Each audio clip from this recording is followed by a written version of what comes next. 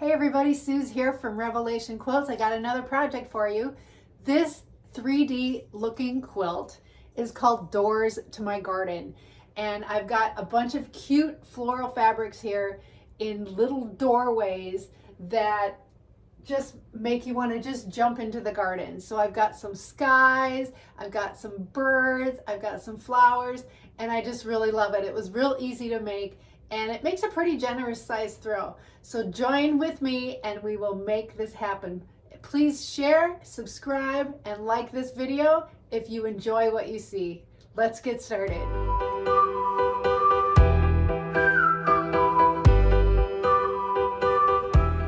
So here's the block we're going to make. It's so cute. It looks like a little doorway.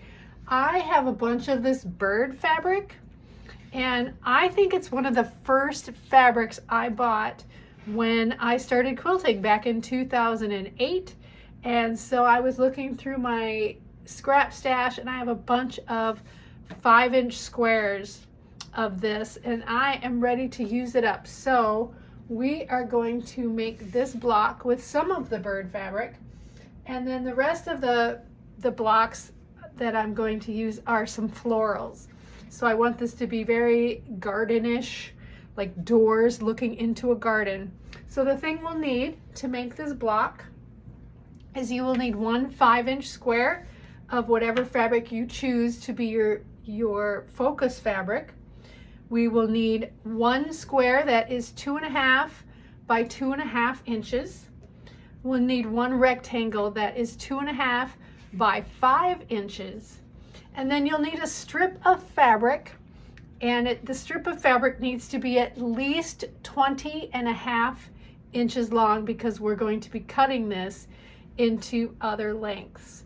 So the first thing we're going to do, and before I start, I should mention that I designed this pattern to be used with any means of fabric that you want. So I happen to cut these out of my layer cake. I had a black layer cake, but you can also use your jelly rolls.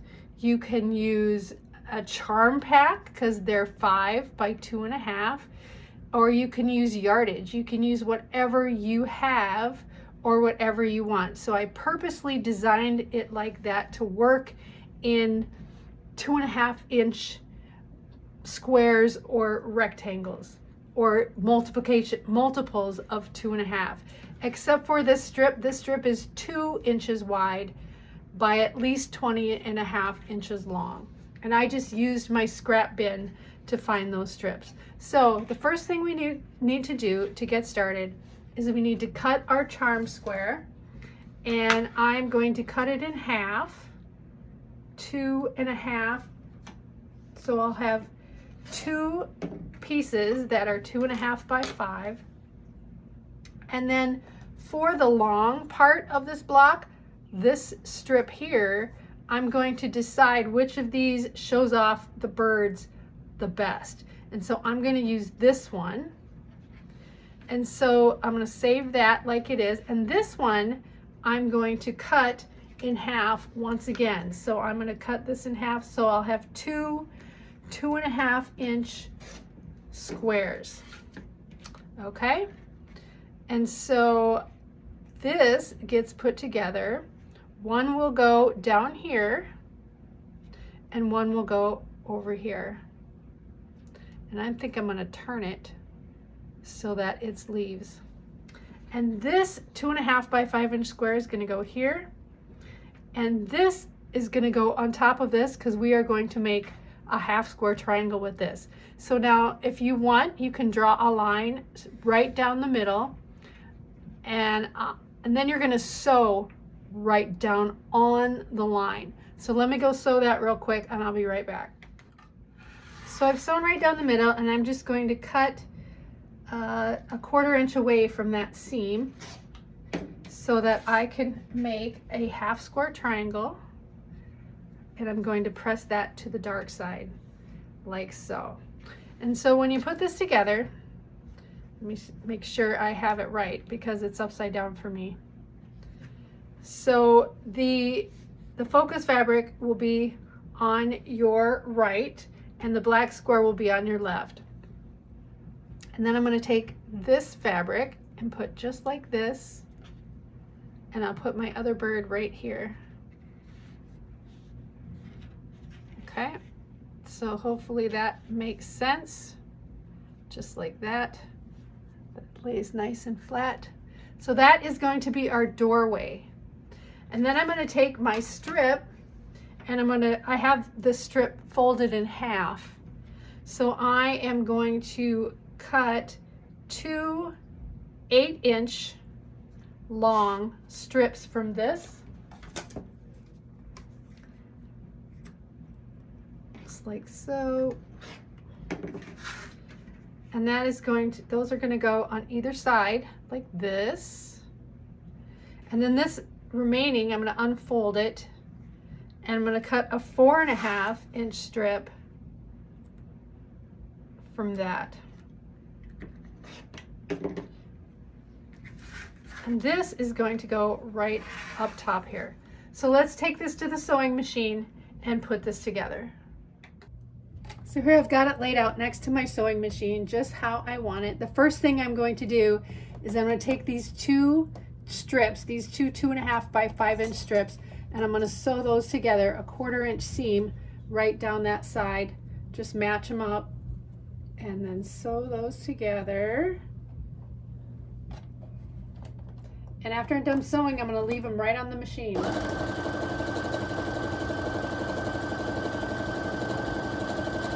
Then I'll take these two, this 2.5-inch square and this 2.5-inch half square triangle. I'm going to sew those together. Next,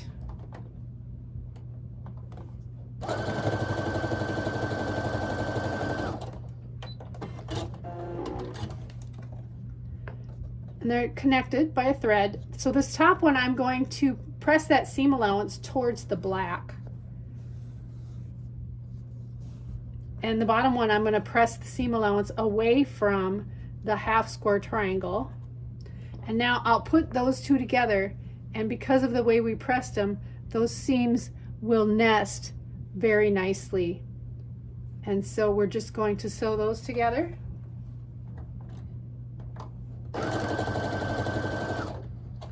Make sure it stays lined up and matched.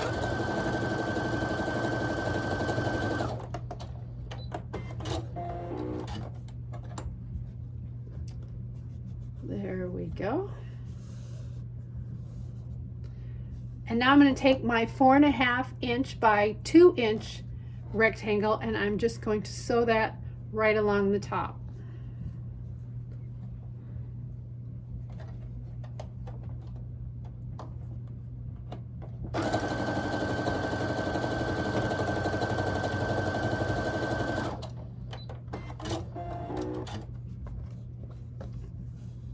Finger press that back. Get rid of my little threads here. There we go.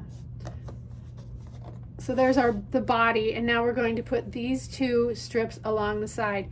Now these are 8 inches by 2 inches, but I'm going to line it up with the bottom because that is going to help me. So I'm just going to line it up along the bottom, and that'll help me when I go to square up this block.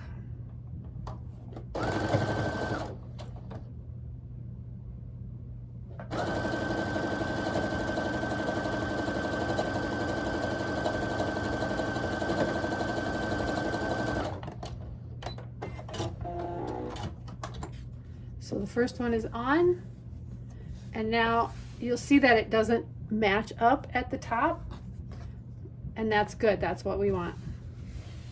And the next one, I'm also going to line up along the bottom, but to make this easier, I'm going to turn the block over so that I can get that nice and lined up and sew that down, or sew that together.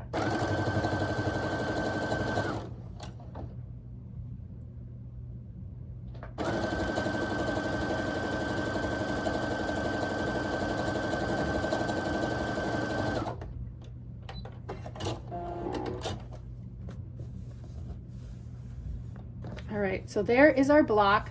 Now we're just going to square that up. So let's go back to the cutting board. I'm going to iron this and then I'll show you how to square it up.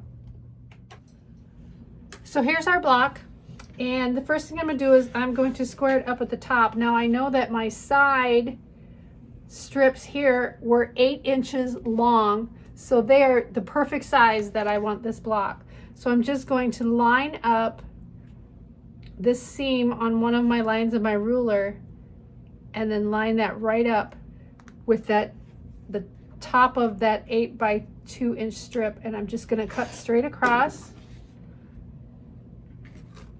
like so. And then I'm going to go to the bottom and I'm just going to shave a sliver off of that because these stick out just a tad. Just tiny slivers of fabric. So that is our block. So let's put these up on the design wall and see how that looks.